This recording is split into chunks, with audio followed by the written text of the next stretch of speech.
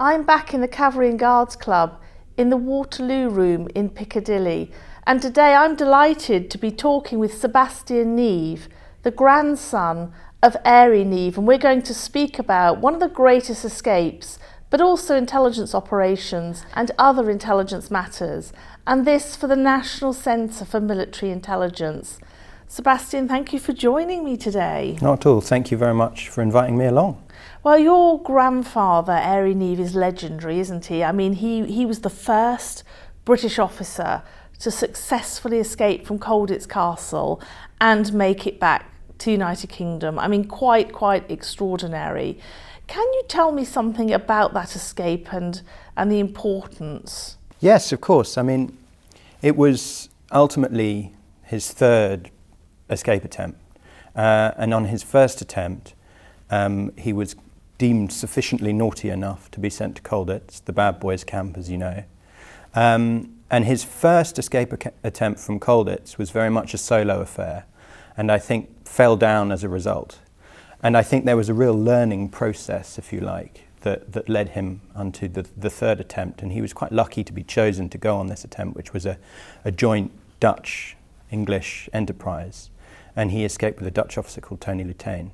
But everything fell into place, if you like, on this attempt. And in a nutshell, I suppose, he just walked out the front door dressed as a German officer.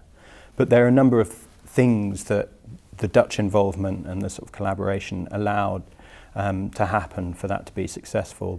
For instance, the Dutch greatcoats that they had were very similar to the Wehrmacht overcoats.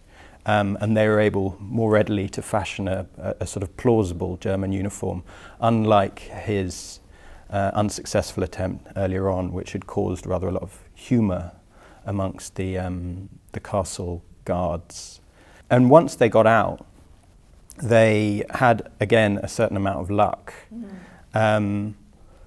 where certainly mistakes were made, if you like. And I think they were lucky insofar as it was sort of earlier in the war and people perhaps weren't quite as attuned to the fact that there might be people, you know, enemies, if you like, running around, escaped prisoners of war, running around in Germany and occupied Europe. So we're talking about 1942, aren't we? Yeah, January 1942 was the successful escape, yeah. 80 years ago this year, incidentally. But they walked from Colditz to the second closest station. It was deemed slightly too obvious to try and get on a train at Colditz. So they walked to a place called Leisnig, and from there got a train to Leipzig. And it was in Leipzig that he made his second blunder. I haven't mentioned the first one, when he had his hands in his pockets when he was escaping, which was not perhaps how a German officer might carry themselves. The second escape was he pulled a bar of Red Cross chocolate out in the waiting room in Leipzig. And gradually, people in the waiting room started looking at him, thinking, where on earth have you got that from? And as I understand, Tony Lutane gave him a sharp kick, put the chocolate away, and they got out of the waiting room pretty quickly. But they were able to get a train down towards the Swiss frontier to Ulm. And they had another stroke of luck insofar as someone from the transport police in the city wanted to talk to them about their documents, took them into the sort of transport police station, if you like. And in the course of the conversation that they were having on the journey to the police station, they'd built up a certain amount of trust. It's worth saying that my grandfather, having spent time in Germany and studied German before the war, spoke a certain amount of German, but Tony Lutane's German was basically flawless. And they were left in a room by the policeman who went to get some superior, and they couldn't really believe their luck.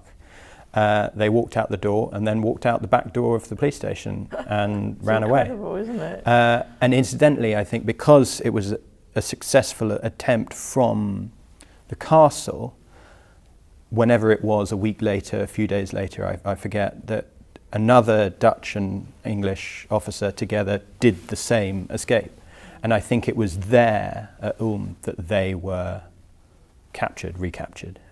And, you know, if you go first, you're lucky, right?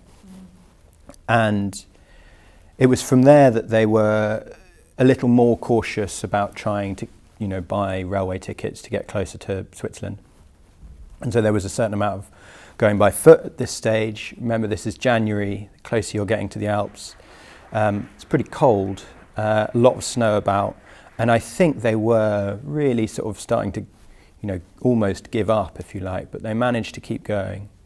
And one of the most sort of post-Colditz escape, one of the most evocative encounters that I'm aware of, if you like, was this meeting with a Hitler youth on a bicycle. And at this stage, my grandfather and Tony Lutane, I think, are both carrying spades. Yeah, they're masking, aren't they, as workmen? Exactly. Guest workers from the Netherlands, conveniently. And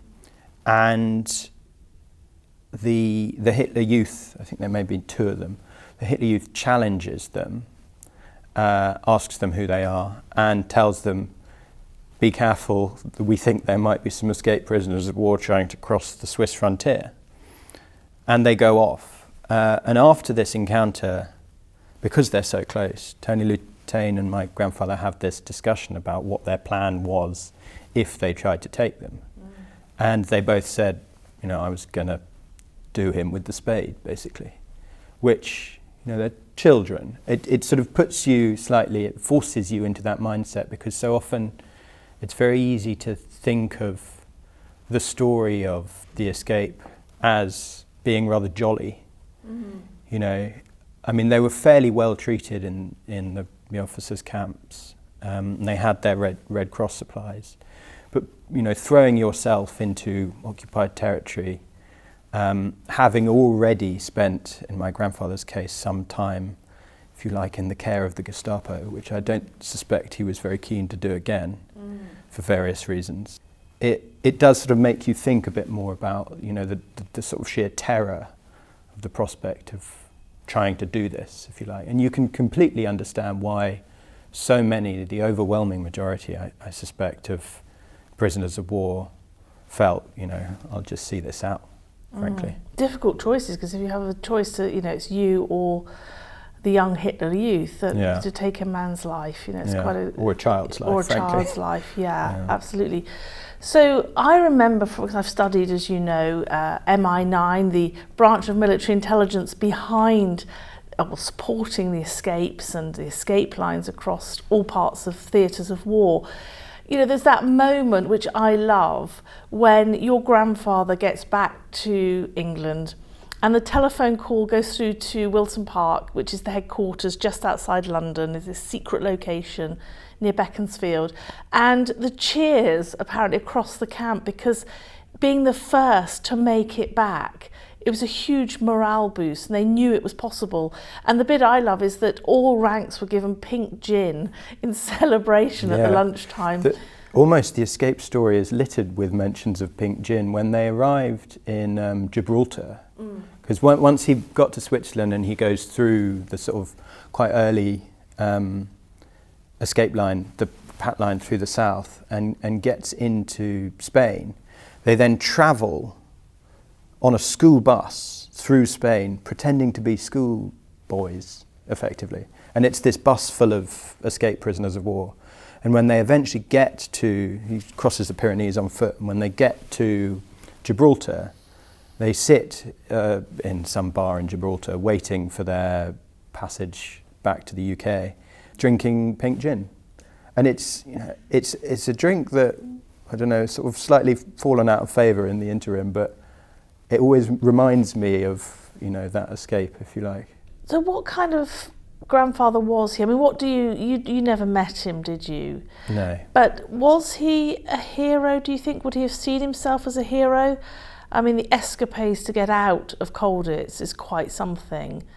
But do you think, did you grow up on the stories of him when you were a child? It's extraordinary, I suppose. I often think about when I started realising that he'd done something which was, in a sense, fairly unique. And I remember very vividly the first time I properly read they have their exits. And there used to be, must have been in the sort of late 50s, early 60s, there was this rather smart children's edition, believe it or not. And I went on holiday with a friend of mine, and we were in France, and my summer reading was this children's edition of They Have Their Exits. But inside my copy it said, "Dear William, happy Christmas, much love, Daddy," William being my father. And I still have that copy somewhere. But it was that process of realization that maybe not everyone, a lot of people are born without a full complement of grandparents, but maybe not everyone has perhaps a grandparent that one can read about subsequently in books like that. And quite exciting books as a sort of, whatever I was, a 11-year-old boy, I imagine. Incidentally, the friend I was staying with at the time, his grandfather had been one of the Spitfire aces, which, running away from a castle or flying an aeroplane to a 10-year-old, it's quite hard to, but it is a sort of slow process of realization. So your grandfather, we mentioned MI9, your grandfather's war is not over. He makes it back to England, and then he's taken up by MI9, isn't he? This new branch of military intelligence for escape and evasion. But it had a very top secret section, as we now know, called Room 900, and your grandfather went on to head that for a time. And this was involved in all kinds of military intelligence operations, including sending agents behind enemy lines, so much like the Special Operations Executive. And no one's really heard of this. What do you know about his work in this respect? Do you know anything, or is it shrouded in secrecy? It's interesting because one of the earlier books he wrote was about his experience with MI9, which is called Saturday at MI9. And as you know, Saturday was the code name he chose because Monday and Sunday were already taken, if you like. So there is quite a lot that he wrote about it, but incidentally, at the time, he held back a huge amount because Cold War raging, if that's the right word, there was a very strong sense that, some of this stuff might have to be put into practice once again. So, it's obviously I've read your book on MI9, so I've learnt as much as I can about it, but I think very much, while he was still alive, there were still certainly secrets, and I think that generationally, as you well know, so many of the people who did hush-hush or secret things during the Second World War just never really spoke about it ever again. And my grandmother, which, I think people who've heard of Airey Neave and are aware maybe about Colditz escape, his sort of intelligence work after that, and maybe Nuremberg, and then, politics and his ultimate death, probably don't know that he was married to a woman who also worked in intelligence, and frankly, very few people know much about what she got up to. And there are a couple of extraordinary stories from, their early marriage. Tell me about that. When he got back from Colditz in May 42, and he met my grandmother at a drinks party, and they met, sort of 2 or 3 times before they got engaged. And then they started living together. They got married, I think, in December 42. They started living together in my grandmother's aunt's flat on Elizabeth Street. And neither of them really knew what the other one was doing. They both did something, quote unquote, for the war. And they'd go off to work every day and come back. Very early on in their marriage, they were in some building in the War Office. I don't know where. I know that room 900 itself was in what is now the Corinthia Hotel. Yeah. They were in some building in the War Office in a corridor, and they bump into each other. They sort of say, "What on earth are you doing here?" I don't know what happens, what explanation they give to one another at this stage. But it's clear that, they obviously had they sort of fairly newly married. They obviously had a very strong relationship. But they just didn't talk about what they got up to at work. And there's one, and this came out much, much later, there's this one story about how they were both, bad day at work times a million, they were both very down one evening, and it wasn't until much, much later, maybe years later, that they realised that an agent who had been, involved or relevant to things they were both doing had died or had been captured or something. So I think, if you're not even telling your wife or your husband at the time what you're up to, why are you going to tell, someone who you don't know much later? I don't know. Yeah, I mean, that's the thing, isn't it? They're both involved in military intelligence, aspects of intelligence, and not sharing with each other. They've both signed the Official Secrets Act, working in top secret sections. It is extraordinary, and in a modern age, I guess the next generations find it quite hard. How could one possibly keep that secret? Yeah. You mentioned Nuremberg earlier, and just before we move on to some other aspects of the intelligence, I'm interested in this whole Nuremberg period of your grandfather's life, because I mean, who could ever predict? Quite extraordinary. He reads the indictments, doesn't he, to the likes of Goering. Tell me about his time in Nuremberg, and why is that important, this sense of justice? Yeah, well, he, I don't know if studied is the right word, but he'd done a degree in, law, jurisprudence before the war, and had practiced as a barrister, whilst also in the TA, which, as I understand it, was quite an unfashionable thing to do at the time. So we're talking about Territorial Army? Yeah. Yes. 1939, war breaks out. He goes off to France and then spends quite a few years not practicing law. But for whatever reason, the War Crimes Tribunal and then what became the international trial sort of organisation put together to run the Nuremberg trials, realised that he had, legal training of a sort, and had also, spent his time both in captivity in Germany, which I imagine would have appealed to certain people making these appointments sense of humour, or I like to think so at least. There's a sort of rather, as you say, he in this role was chosen as the person who would physically hand the indictment and a list of lawyers who they could choose for their defence to each of the defendants of the main trial.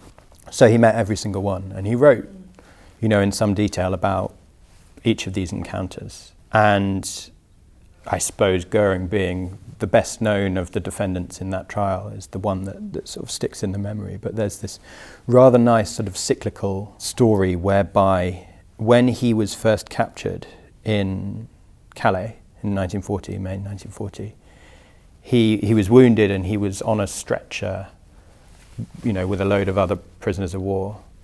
And this train pulls up, and this sort of rather large man in a white uniform bounces off the train to come and survey his, newly conquered realm. And it always makes me think of that scene in, the film Battle of Britain, where Goering looks over the channel at Dover and they all sort of, smile approvingly. How true this is, I don't know, but if you've seen Goering get off the train, having just been wounded, having just been taken prison, having just, been in your first battle, which, privately you don't think necessarily was much of a success, either personally or on a broader scale. And then, fast forward, 6 years, and there you are, standing over him, offering him a list of lawyers. What an extraordinary moment. I mean, and he's only 29 at this stage as well, which is quite mad. That puts it in perspective, doesn't it? Yeah. And so there's this strong sense that justice must be done. And I guess if we think about Nuremberg, its relevance today, I mean, we have the conflict in Ukraine and the huge massacres. I mean, we don't yet know how extensive, but it's looking pretty horrifying. And in places like Katyn, which of course was subject of massacres in the Second World War. The role that Katyn played in Nuremberg is fascinating. And incidentally, the end of the preface to his book about Nuremberg, there are two sentences which have always sort of stuck in the mind. the first he says, this book is about the Nazis as I viewed them. So it's a very personal account, basically. He's not claiming to write, a grand sweeping history about, the future of the continent and all this sort of thing. But the last sentence of the preface is, perhaps it will serve as a warning of the consequences of the breakdown of democracy, which I'm a Russian speaker. I studied Russian. I've been very focused on following Russian politics, if you like, for the last sort of 10 or 11 years. And it's very hard not to think of that sentence for me, to think of that sentence when watching, what's happening in Ukraine. And it's very clear that breakdown of democracy can equal very bad things. And it's an extraordinary task, but there are certainly people in Ukraine talking about how one can engineer some sort of judicial process after all this, and I think it's going to be very, very difficult. So it still has its relevance, doesn't it, 80, 70 years later? The point on Katyn, my grandfather became a very committed campaigner for truth on Katyn. And Katyn, as you know, was the NKVD, the Soviet security organs at the time, effectively just murdered as many as 40,000, I think, Polish, mainly army officers, but not just army officers, in a forest in Katyn. But then they used evidence of the mass grave in the trial of the Nazis. And fast forward however many years, it wasn't until much, much later that the then Russian government, post-Soviet Russian government, acknowledged this, if you like. But the time in the early 70s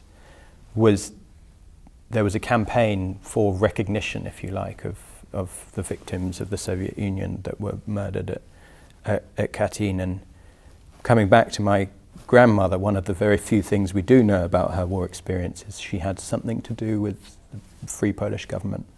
She was some sort of liaison with the Free Polish government for the British, and it became a very important cause for them, justice for Katyn. And to the extent that it was a very, politically quite difficult thing to deal with, and for my grandfather, at the time he was an MP, and I think he got a sort of telling off, if you like, from the Foreign Office for really pushing this. The important factor, I think, was whether the massacre had taken place in 1940 or 1941, or I think that's right, because who would have been there in that part of the forest at the time. But there were also claims, weren't there, that the Germans had actually committed the atrocity and they hadn't. I mean, there's all that kind of blurring of truth. Yeah. And in fact, when I worked on another part of MI9, the whole bugged conversations of German prisoners of war, the Katyn massacre comes up, and it's very clear, it's very clear in there that it was a Russian massacre. And so that was being picked up by British military intelligence, but whether they could ascertain and believe it at the time. So it's interesting how these aspects of military intelligence are sort of overlapping and coming full circle in many ways, isn't it? So I also wanted to ask you, you're going to retrace, aren't you, the steps of your grandfather or his escape. Yeah. Why is that important? It's slightly indulgent, I think, but there is a desire to try and raise some money for charity in doing so. But last year, so in 2021, realised that 2022 would be the 80th anniversary. And so the plan was to leave Colditz on the 5th of January, when he actually left Colditz, and then travel as close as possible to the route that he took to the Swiss frontier, and arrive there, I think, on the 8th of January. I think probably we'd have to modify the way we did it somewhat. I don't think you're probably allowed to smoke in cinemas in Leipzig anymore. But, I mean, from my perspective, I think it's something I've always quite wanted to do. Frankly, I'd love to retrace the entire route, but being totally honest, I think it's fairly self-indulgent. But if we are able to use it as a means to raise money for the charity that was set up in his name following his death, then more's the better. Oh, that would be amazing, wouldn't it? Yeah, so now I understand it's perhaps not so self-indulgent. He's best remembered, your grandfather, as his time also, so there's two aspects to his life, the Colditz escape, but also his time as an MP, as a Member of Parliament, because he makes a defining contribution, I think, to politics at this time. He, of course, is, well, probably solely the person who identifies Margaret Thatcher, who goes on to become the first female Prime Minister. So do you think that's his greatest part of his political career?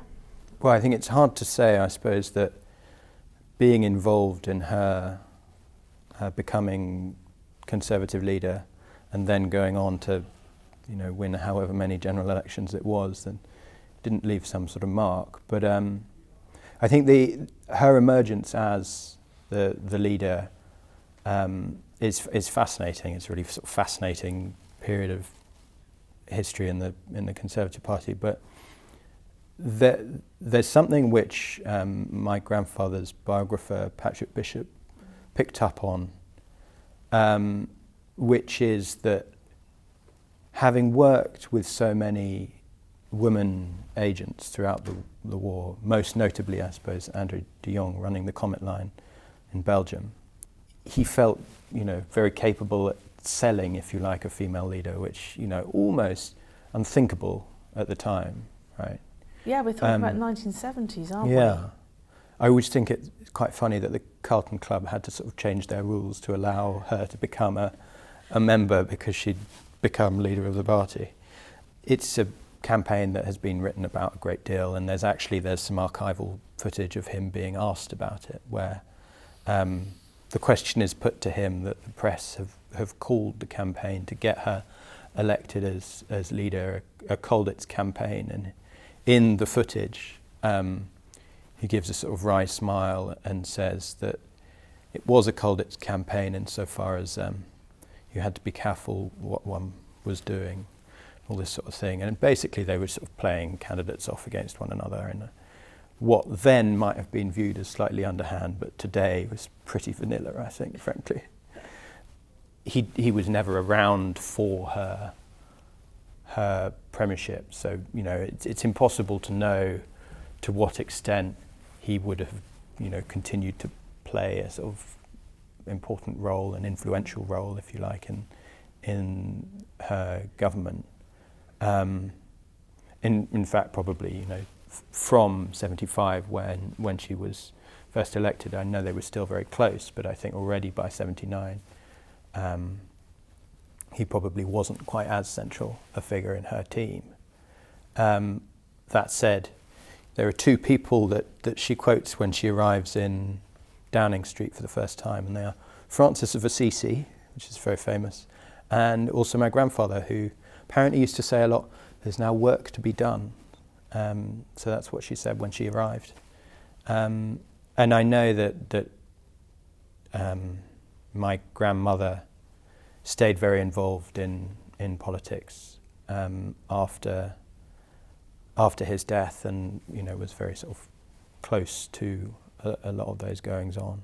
Tell me about his death, because of course it was shocking, the news comes through that he'd been assassinated by Irish terrorists. Can you explain the circumstances around his death? Yeah. And of course it's led rise to all kinds of conspiracy theories, hasn't it? Yeah, so he was murdered in March 1979, and I think what was, I suppose, most shocking about his murder at the time was where it took place. There was a bomb under his car that went off as he was leaving the sort of underground car park in the Palace of Westminster, and at the time, he knew he was a target. There's no two ways about that. I think he said something about, if they come for me, I know that they won't be soldier enough to look me in the face, or whatever it was, I can't remember. And he'd been told, I think, that either Special Branch or MI5 or someone had picked up the fact that, you know, some suspected Republican terrorists had left some papers somewhere which included his home address in the country. And it was at a time when, if you were a shadow minister, you didn't have any security whatsoever. And I think the primary motivation for killing him was he was pretty likely on the brink of the 79 general election, about to become the Secretary of State for Northern Ireland. And, you know, he took quite a hardline view on Republican terrorism. And, you know, there are people involved in the movement at the time who have said, you know, that's why he was the target.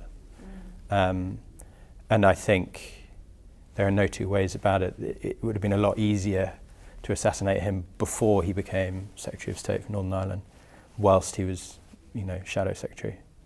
And, you know, as you're right, a lot has been written about his murder, and conspiracy theories are, you know, a conspiracy theory is a conspiracy theory until it's true, right? And none of the conspiracy theories about his death have ever, you know, thrown up any evidence whatsoever. Incidentally, I completely coincidentally met one of the mouthpieces, if you like, for one of these conspiracy theories, who I won't name, it's a journalist. He supposedly had this conversation with my grandfather, who at a St. Patrick's Day party at the Irish Embassy, I can't remember when this was, and my grandfather claimed to him that he was going to root out corruption in the security services when the Conservative government, or Conservative Party, were back in government after the 79 election. He also said that he was very drunk at the time, but at the time he didn't drink. So there's a bit of a hole there. But, you know, the main conspiracy theory is that he was murdered by the CIA or whatever it is. I mean, it's completely ludicrous. Yeah. But that's what a conspiracy theory is. You know, I think Katyn is an interesting test, if you like, of when a conspiracy theory is a conspiracy theory, and then it isn't when it's proven to be not true. You know. Do you think there were intelligence failures surrounding your grandfather's death? I think it's hard to say if there were, but I do suspect that there is still a certain amount of material that has yet to be declassified, if you like, that relates to his death. But, you know, I think a lot of work was done to try and identify, you know, who the perpetrators were. But given, you know, the very sort of high bar of evidence required to prosecute someone for a crime like that, you know, no one was ever brought to trial, no one was ever prosecuted, and I suspect never will be, right? It's in the press in the last few years. They reopened the investigation into his death, but as far as I know, nothing has sort of come of that, if you like. But I think, you know, the bottom line is he knew exactly that he was a target, and he knew the risks he was running, if you like.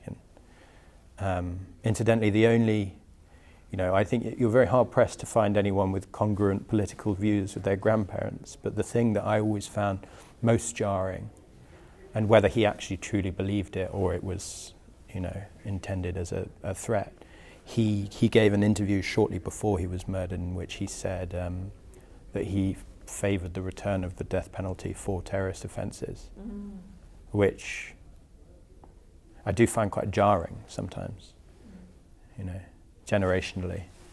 Can I take you back to your grandmother?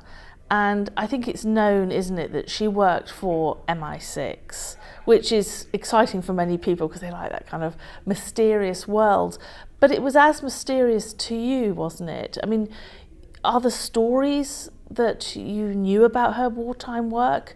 And isn't there something, I remember us chatting before, something about people coming and going in their house, sort of mysterious people coming and going? So as we touched on, the flat that they shared belonged to someone called Sylvia Trollope, who was an aunt of my grandmother's. And supposedly, she spent the war in Cairo doing something hush-hush. What that was, I don't know.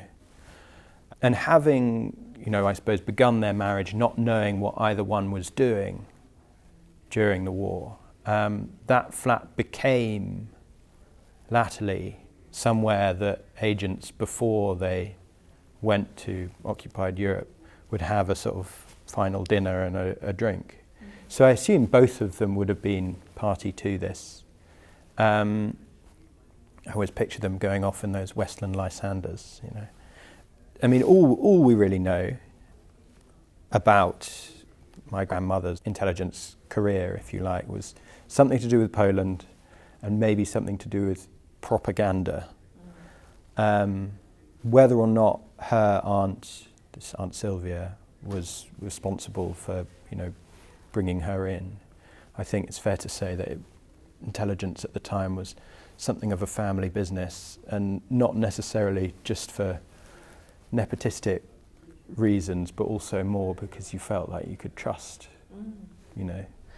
What do you think their legacies are in terms of intelligence and lessons from the past?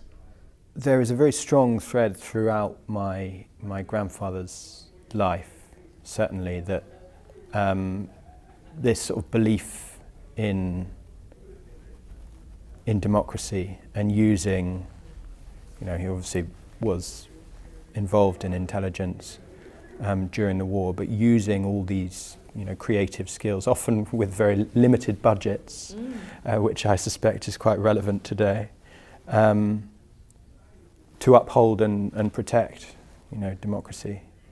And I come back to that final line of the preface of his Nuremberg book, and how important that is. So if he had a message for today's intelligencers, or for us in general, would it be that? I think so, and I think creativity and ingenuity and working with what limited equipment you have. There's, going back to the escape, it's sort of almost unthinkable trying to make a German corporal's uniform on your own whilst in prison. Ultimately, it wasn't very successful, and you had to sort of move on and do the sort of Dutch overcoat German officer uniform, which worked. But I think so. And the extent to which Room 900, when it was first set up, was really, on a shoestring, frankly, pulling in favours and making sure that you're not pulling in favours from people who don't have shared interests as you. And the early escape lines relied a lot on people being very generous with their time, being very brave and effectively volunteering. And, some of the people involved in those early escape lines were independently wealthy and chose that way to spend their money, Finally, can I ask you about, from your personal perspective, you supporting the National Centre for Military Intelligence by doing this interview. Why do you think a museum like this is important now? Well, I think as a nation, if I can use that phrase, intelligence has been something we've always been quite good at and quite proud about being good at. And you're so right that, here we are talking about MI9. You know far better than me what happens between 6 and 9. I've got absolutely no idea. I'm afraid to say. But I think, a facility that allows us to sort of learn about these things and preserve them is surely good. Sebastian, thank you so much. It's been a real pleasure and a privilege to interview you today, to chat about your grandparents' legacy and this for the National Centre for Military Intelligence. This has been a production for the National Centre for Military Intelligence. To find out more and to support the NCMI, please visit ncmi.co.uk.